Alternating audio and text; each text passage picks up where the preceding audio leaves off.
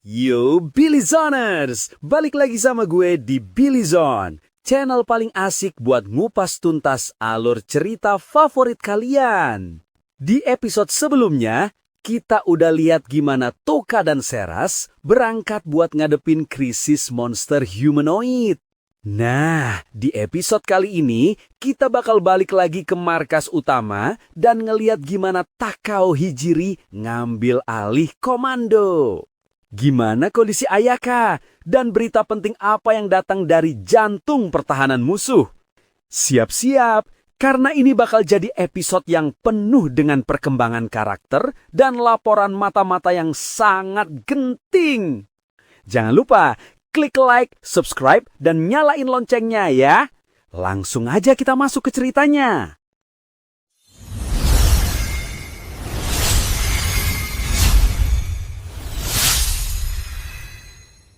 Jadi, kita mulai dari markas pasukan Mira. Dengan perginya Toka, sekarang Hijiri yang jadi penggantinya, ngasih nasihat strategis langsung ke Kaisar Jin. Dia bahkan ngebantuin interogasi mata-mata Allion pakai skill deteksi kebohongannya. Jin yang lihat ini jelas kagum banget.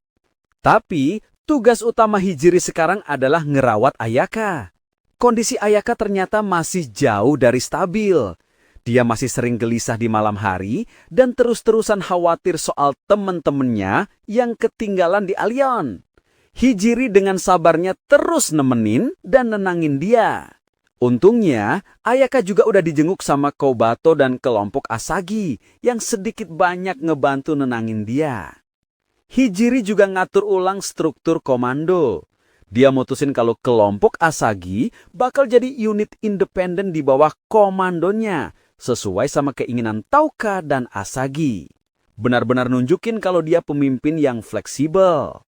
Di tengah-tengah kesibukan ini, tiba-tiba Lady Yoyo Ord datang bawa laporan darurat. Laporan dari mata-mata mereka di ibu kota Allion. Setelah sekian lama diem, akhirnya ada kabar juga. Dan laporannya benar-benar kabar baik yang luar biasa. Pertama, familiarnya Erika udah berhasil ngontak Nyantan Kikipat. Dan kedua, Nyantan udah berhasil kabur dari ibu kota. Dia lagi dalam perjalanan pakai kuda dan kereta yang disiapin sama mata-mata Mira. Tapi laporannya juga ngasih kabar buruk. Beberapa pahlawan lain, Zakurogi Sensei, dan yang paling penting, adik-adik Nyantan yang lain masih ditawan di dalam istana. Ini konfirmasi kalau Vicious emang nyandra keluarga Nyantan buat ngendaliin dia. Gila. Bener-bener episode yang penuh sama perkembangan penting ya. Jadi, rencana spionase mereka buat ngontak Nyantan itu berhasil. Ini kemenangan besar banyak buat aliansi pemberontak.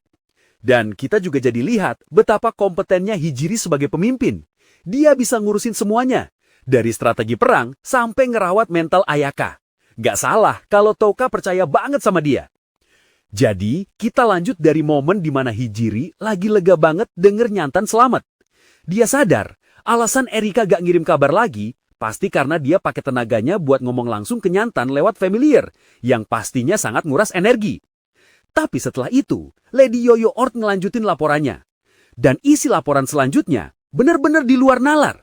Saking anehnya, Kaisar Jin dan Hijiri, dua orang paling pinter di sana, sampai gak ngerti dan gak percaya apa yang mereka denger.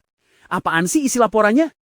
Buat ngejawab itu, kita harus flashback ke momen di mana Nyantan diam-diam ngerekam omongannya Vicious pakai smartphone modifikasi dari Hijiri. Di ruang singgasana, Vicious lagi santai, ngira semuanya udah sesuai rencana. Dia bilang ke Nyantan, akhirnya waktunya tiba. Akhirnya, aku bakal jadi dewa yang sebenarnya. Dia ngejelasin kalau dia itu bukan dewa utama, dan dia benci banget sama dunia di atas sana. Terus dia ngungkapin tujuan akhirnya yang paling gila. Tujuan pertamanya, ngehancurin dunia para dewa. Dan alasannya, ini yang paling bikin merinding. Dia bilang, soalnya mereka ngelarang aku ngebunuh manusia buat senang-senang. Gila, jadi ini motif aslinya. Dia bukan dewi yang jatuh atau punya tujuan mulia yang salah arah. Dia itu psikopat sadis yang cuma pengen ngebantai manusia buat hiburan. Dan dewa-dewa lain ngelarang dia. Bener-bener kejahatan murni. Dia juga ngejelasin kalau dia udah kerja keras ngelawan Raja Iblis selama ini. Dan ternyata Raja Iblis yang super kuat kali ini justru jadi berkah buat dia. Soalnya itu mempercepat rencananya yang harusnya butuh ratusan tahun lagi. Bener-bener paradoks yang mengerikan. Vicious ngeluh soal aturan keseimbangan dimensi yang ngebatasin dia. Dia ngerasa sebagai dewa harusnya dia bebas ngelakuin apa aja. Dan disinilah dia ngejelasin filosofinya yang super bengkok. Dia bilang dia itu nggak benci manusia. Dia ngelihat manusia itu kayak mainan. Aku pengen main-main sama mereka sambil ngebunuhin mereka, katanya. Dia bahkan ngaku kalau dia kesal ngelihat manusia hidup damai. Aku pengen lihat mereka saling benci, menderita. Kalau enggak, bosan banget di sini, ungkapnya. Gila, jadi motifnya itu cuma buat ngilangin rasa bosen. Setelah itu, dia ngebongkar rencana genosidanya setelah dia berhasil ngancurin dunia para dewa. Langkah pertama, dia bakal balik ke dunia ini dan ngurangin populasi manusia sampai tinggal 1/10. Alasannya apa? Sebagai hukuman kolektif buat semua yang udah ngebrontak. Dia sempat nenangin Nyantan, bilang kalau Nyantan dan keluarganya bakal selamat. Tapi metode pembantaiannya itu yang paling kejam. Dia gak mau langsung habisin semua. Dia mau nguranginnya 10% demi 10% sambil bikin mereka menderita semaksimal mungkin. Dan puncaknya, pas populasi udah tinggal 10%, dia bakal ngebiarin mereka hidup buat sementara. Tujuannya? Biar mereka hidup dalam ketakutan. Nunggu kapan giliran mereka bakal dibantai.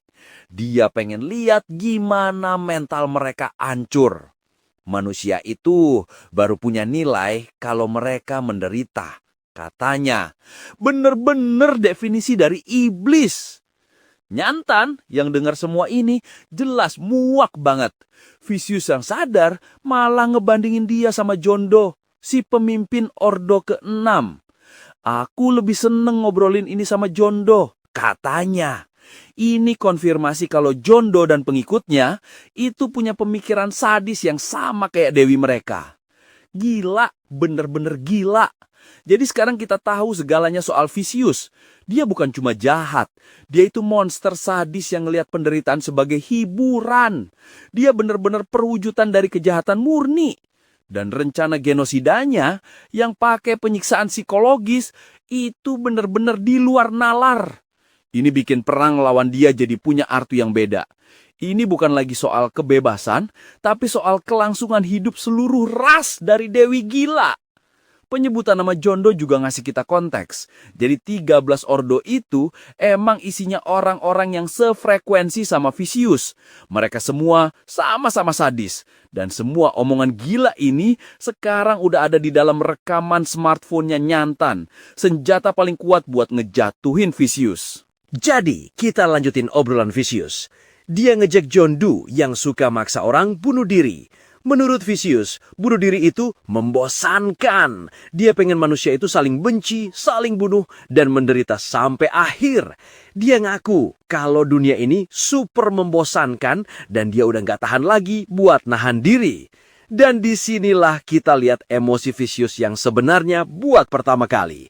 Dia nggak lagi pasang senyum palsu, tapi ketawa gila dengan bahagia. Dia ngetawain Hijiri yang bodoh karena percaya sama kebaikan. Dan dia seneng banget karena udah berhasil ngehancurin mental Ayaka. Rasanya luar biasa, ilahi serunya. Dia juga bilang pengen ngelakuin hal yang sama ke Toka dan Zine. Setelah ngeluarin semua unek-uneknya, dia berdiri. Semuanya dimulai sekarang, katanya. Dia lalu ngajak Nyantan ke sebuah lokasi rahasia di bawah kastil. Lewat pintu tersembunyi, mereka turun ke sebuah ruangan raksasa yang super gelap. Pas Vicious nyalain lampunya, pemandangan di sana benar-benar bikin syok. Ruangan raksasa itu isinya penuh sama pasukan tentara putih. Raksasa-raksasa putih dan humanoid-humanoid lain berbaris rapi, diam gak gerak kayak patung. Ini adalah pabrik pasukan pribadi Vicious.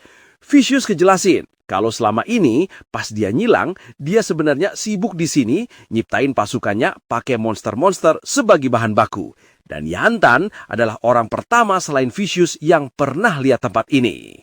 Gila! Bener-bener pengungkapan yang super ngeri ya. Jadi sekarang kita tahu segalanya soal Vicious. Dia itu bener-bener psikopat kosmik yang ngelihat penderitaan sebagai satu-satunya hiburan. Dan pabrik tentara putihnya itu bener-bener ngubah skala ancamannya. Jadi yang dilawan Mira kemarin itu cuma sampelnya doang. Vicious punya pasukan yang jauh lebih gede, siap buat dilepasin kapan aja. Semua omongan gila dan pemandangan mengerikan ini sekarang udah ada di dalam rekaman smartphone-nya Nyantan. Ini bener-bener jadi senjata pamungkas yang bisa ngebalikin keadaan. Dengan terungkapnya semua ini, kita jadi makin ngerti betapa berbahayanya musuh yang lagi dihadapin sama Touka dan kawan-kawan. Ini bukan lagi cuma soal balas dendam atau pulang ke rumah, tapi udah jadi perang buat nyelamatin seluruh umat manusia dari Dewi gila. Jadi, kita lanjut dari momen di mana Vicious bawa Nyantan ke ruangan lain di bawah tanah. Di sana ada sebuah perangkat sihir kuno raksasa yang super rumit. Vicious dengan bangganya bilang, ini ciptaanku sendiri. Dan disinilah dia ngebongkar cara kerja pabriknya. Ternyata perangkat itu berfungsi buat ngubah kekuatan jiwa atau EXP jadi ekaristi palsu alias tentara putih. Dia bahkan nuangin sesuatu yang ungu dan bulat, kemungkinan besar hati Raja Iblis, ke dalam mesin itu sebagai bahan bakar utama. Gila!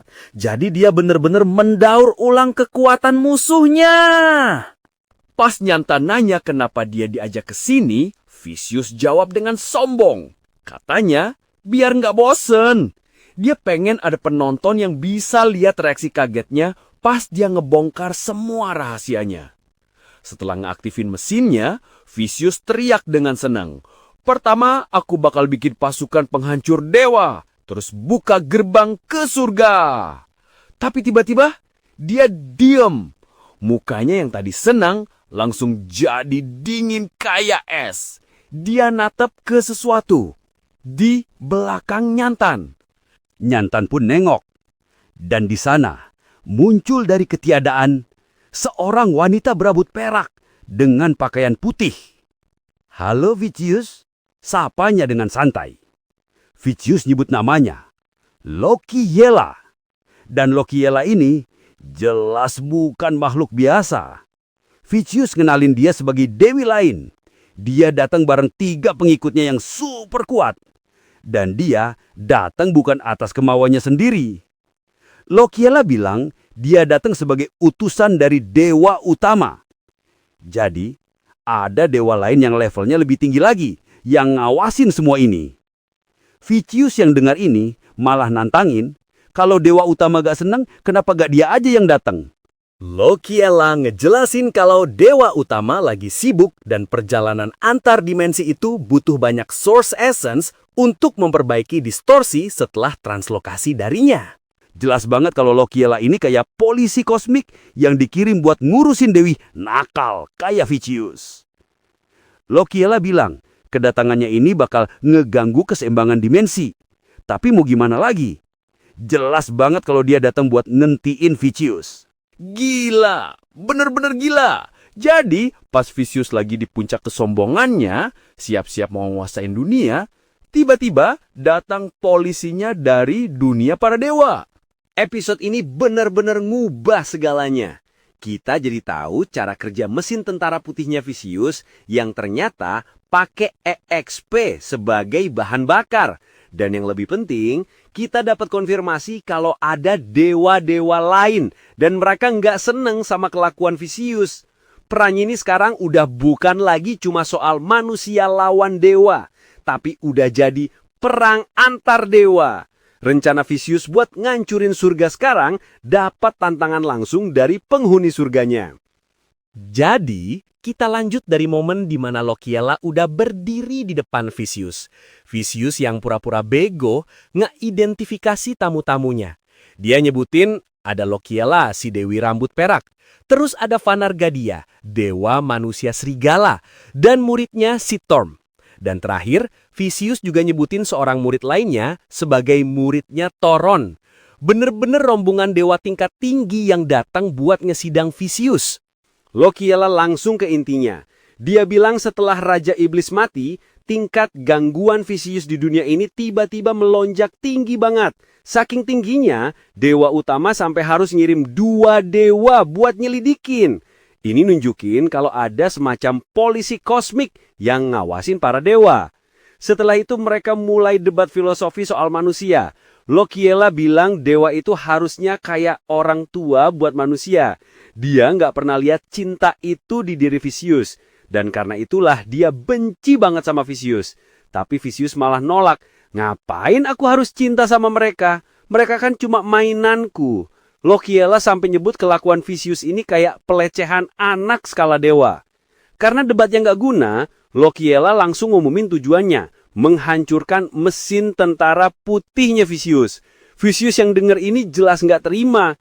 Tapi pas Vanargadia, si dewa serigala ikut ngomong, Vicious langsung ciut. Dia ngaku kalau dia nggak bakal bisa ngalahin Vanargadia. Ternyata di depan dewa lain, Vicious ini nggak ada apa-apanya. Lokiela pun ngasih perintah. Turmek, Toron, hancurin mesin itu. Vicious yang panik, langsung lari dan coba ngelindungin mesinnya pakai badannya sendiri. Tapi tiba-tiba, Lokiela lihat ke atas balkon dan nanya, yang di atas itu murid-muridmu ya? Dan disinilah plot twist-nya. Ternyata dari tadi ada 2 kesatria misterius bermata emas yang ngumpet di balkon. Satu pakai armor putih kayak kesatria suci, yang satu lagi pakai armor dan topeng yang mirip sama samurai kekaisaran Jepang atau Menpo. Siapa mereka?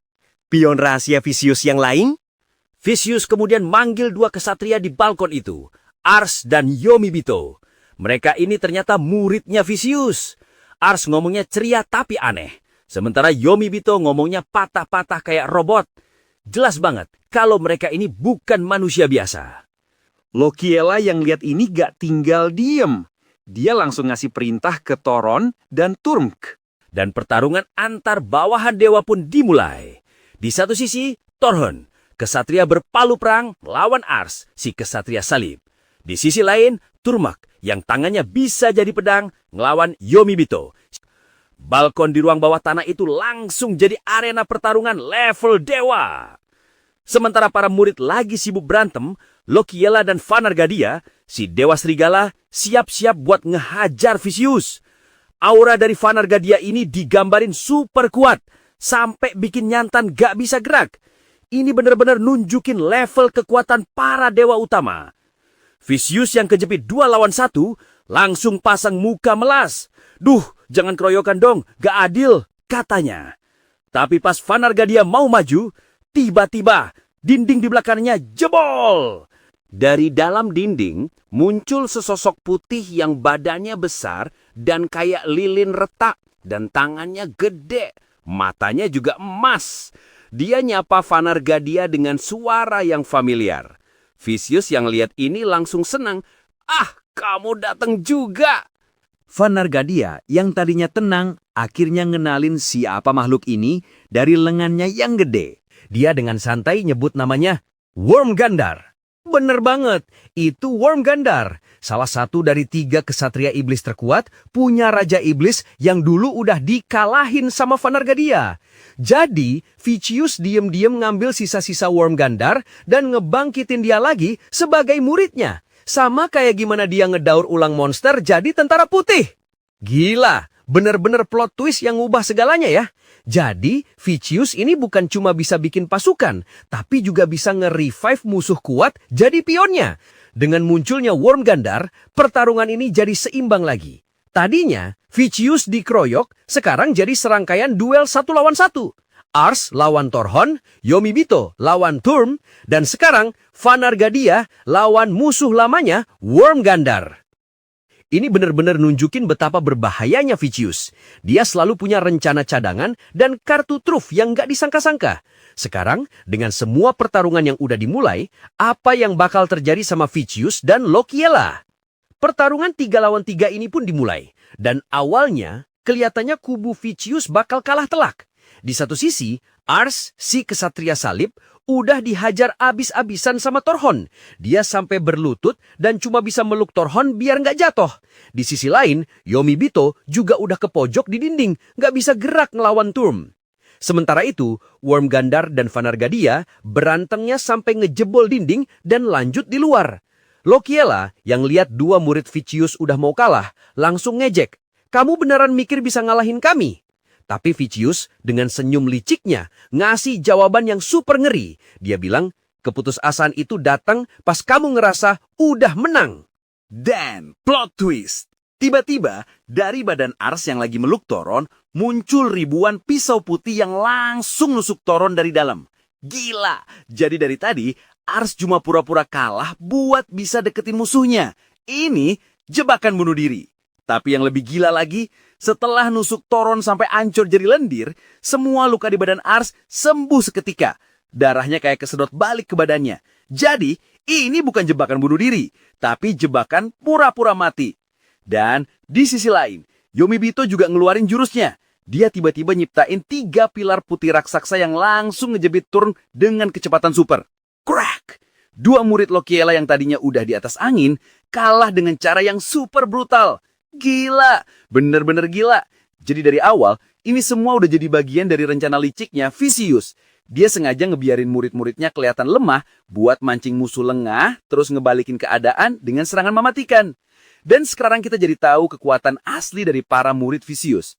Ars punya kemampuan regenerasi super cepat dan serangan jarak dekat yang gak bisa dihindarin. Sementara Yomibito bisa nyiptain dan ngendaliin pilar-pilar raksasa buat nyerang dari jauh. Bener-bener kombinasi yang mematikan. Vicious bener-bener nunjukin kalau dia itu master strategi yang super kejam. Dia nggak ragu pakai muridnya sendiri buat umpan. Sekarang, dengan 2 murid Lokiela yang udah kalah, situasinya jadi berbalik total. Jadi, kita lanjut dari momen di mana murid-murid Lokiela udah dijebak. Turmk, si pengguna pedang, langsung dihancurin sampai jadi debu saat kejepit sama pilar-pilar Yomibito. Kemenangan kubu Vicious udah mutlak. Dan nasib Dewa Serigala, Vanargadia, lebih ngeri lagi. Wormgandar tiba-tiba muncul, bawa kepala Vanargadia yang matanya udah dicungkil. Dan di depan mata Lokiela, kepala itu diinjak sampai hancur. Wormgandar ngejelasin, kalau buat ngebunuh dewa, mereka harus dihancurin sampai gak bersisa. Vicious yang sekarang udah menang telak, akhirnya ngebongkar semua rahasianya. Dia bilang murid-muridnya itu bukan murid biasa. Mereka adalah anak-anak Vicious yang ditingkatkan anti-ilahi. Jadi, mereka emang sengaja dirancang khusus buat ngebunuh dewa. Dia juga ngaku kalau sebagian besar tentara putih di luar sana juga punya peningkatan yang sama. Lokiela yang denger ini akhirnya sadar. Dia nuduh Vicious, jadi kamu gak pernah mulangin satupun pahlawan kan? Kamu ngumpulin kekuatan jiwa mereka selama ini buat bikin pasukan anti dewa ini. Dan Vicious dengan santainya ngaku. Dia bilang ngebunuh pahlawan di reruntuhan pembuangan itu gak ngaruh ke tingkat gangguannya. Jadi dia terus melakukan itu buat ngumpulin kekuatan. Lokiela sadar tujuan Vicious yang sebenarnya adalah ngehancurin surga. Dengan semua kartu yang udah kebuka, Vicious yang ngerasa udah di puncak dunia ngasih perintah paling menghina ke Lokiela. Berlutut. Dia nyuruh Lokiela buat sujud di kakinya dan minta maaf karena udah berani ngelawan dia. Dia ngulangin perintah itu berkali-kali, benar-benar nikmatin momen kemenangannya. Wormgandar bahkan sampai ngasih nasihat ke Lokiela buat nyerah aja. Tapi Lokiela meskipun udah kalah nggak mau nyerah.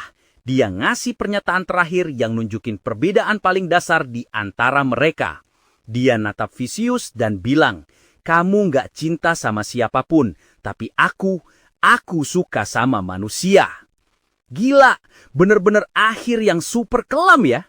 Jadi, di flashback ini, Vicious menang total. Dia nggak cuma ngalahin musuhnya, tapi juga ngancurin mereka secara fisik dan mental. Kemenangannya bener-bener absolut. Dan pengungkapan soal pasukan anti-ilahi dan rencananya buat ngancurin surga itu benar-benar ngubah skala ancamannya. Jadi, Vicious ini bukan cuma musuh umat manusia, tapi juga musuh para dewa. Semua ini sekarang ada di dalam rekaman smartphone-nya Nyantan. Ini bakal jadi bukti paling kuat yang bisa dipakai sama Touka dan kawan-kawan. Tapi pertanyaannya, setelah kemenangan ini, apa yang bakal dilakuin Vicious selanjutnya? Dan gimana nasib Lokiela? Jadi, kita lanjut dari momen di mana Lokiela udah nggak mau basa-basi lagi. Dia langsung nyerang Vicious dengan kecepatan super. Tapi Vicious juga gerak, dan dalam sekejap, pertarungan selesai. Yang kelihatan cuma cipratan darah. Dan pas debunya reda, Vicious udah megang kepala Lokiela yang udah kepenggal. Gila! Kemenangannya benar-benar instan dan absolut. Dia terlalu lemah dan aku terlalu kuat, kata Vicious.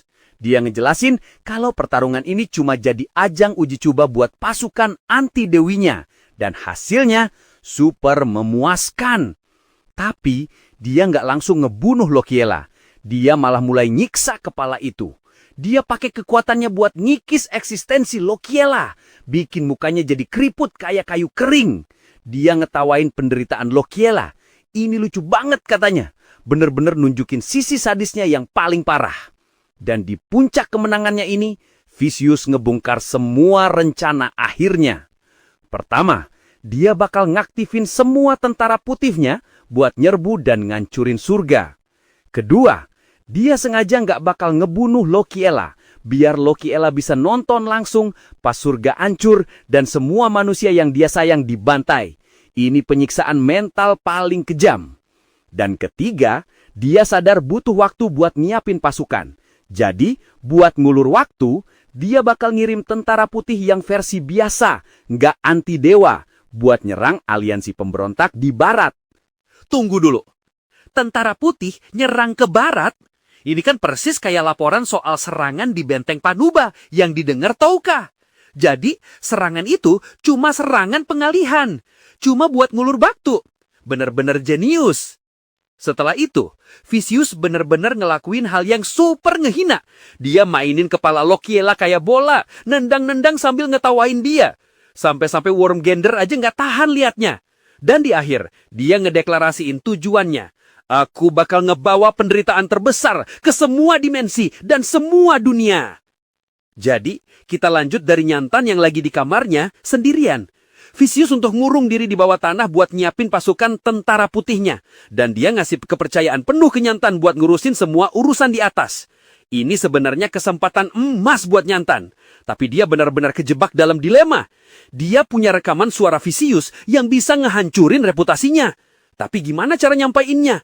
Aliansi Touka masih jauh. Dia sempat mikir, gimana kalau Vicious pergi ke sorga terus gak balik lagi?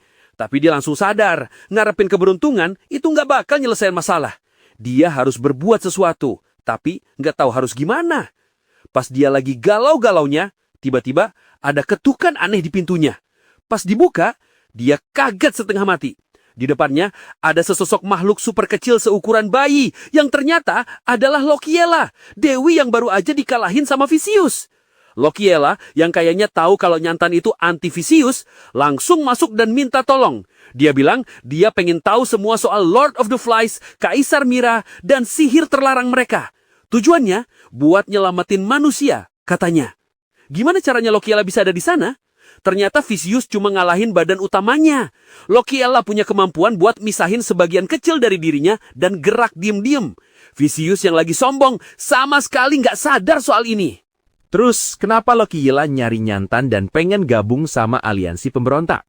Alasannya super cerdas. Dia bilang, soalnya Vicious benci banget sama mereka.